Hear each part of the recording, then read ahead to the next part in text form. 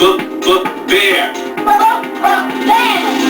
The statistics are very troubling, and there are reams of data showing that we're losing a generation of children. Reading is a critical skill. Children learn to read, and then they read to learn. Literacy and ability to read is a prerequisite to just basic entry-level employment. If you read well and you love to read, you can just about succeed in anything you want to do.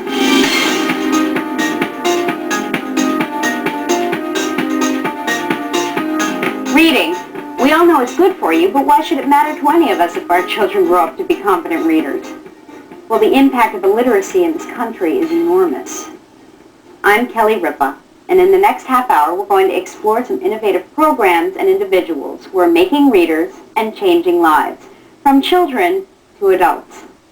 About 60% of the population in prisons has been shown to have difficulty with reading, and interestingly enough, the repeat offenders are the ones that can't read. At a minimum security prison in Dorchester, Canada, the inmates are reading children's books to tape.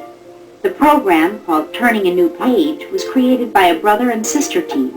The basic idea was to build confidence by having inmates read below their grade level. Hello, readers. My name is Norman. If we can get an adult to read a children's book, then what they find in that is about 70% of the vocabulary that we'll find in adult books. Who can tell me what a consonant is? I got a lot of resistance at first because they said to me, Rosemary, your expectations are too high. We're inmates, you can't get perfect. It ended up that some of the same guys that were resisting me were the biggest critics in the end, of themselves and of other tapes that they heard. I wanted to give back something, for myself and my crime and stuff. So it feels good, inside, knowing that you're helping kids read. Mom! Harry yelled. We are the minimum security federal institution in the Atlantic region, and our total focus is preparing inmates to leave and to succeed. The major resistance to the program was concern over inmates and children coming in contact with one another. Once it was clear that wouldn't happen, the school district expanded their participation. One berry, two berry. I just imagine I'm reading it to my children in the way I'd like to read to them, and it seems to come out pretty good. I'd rather be doing it at home, putting them to bed and whatnot, but can't do that. I'm stuck here. So. Scholastic, that's a partner with us in this project, gave each one of them a book that they could read and send the book and tape home for a Christmas present. Some of the guys used to hide the books under their jackets. Now they hold them out there proudly for people to notice. What happens when I stop and the end of the page is all done?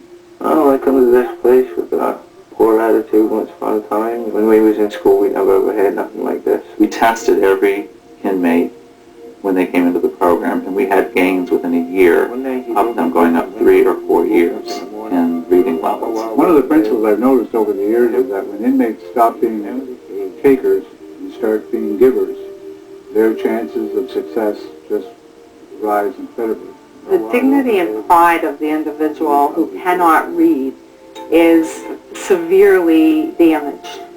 They don't feel good about themselves. Even if they say reading isn't important to them, it is. I'd hide that from everybody.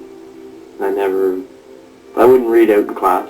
It's very difficult to have anybody understand what it's like to get lost in a book until they actually experience it. I love it. I never read before. I wouldn't even sit down to a novel and just open it up to read it. Now I can. It's a lot easier for me. Of course, you don't have to look far for innovative reading programs. In Mount Vernon, kids who read 50 books or more earned a new bike and a new respect for reading along.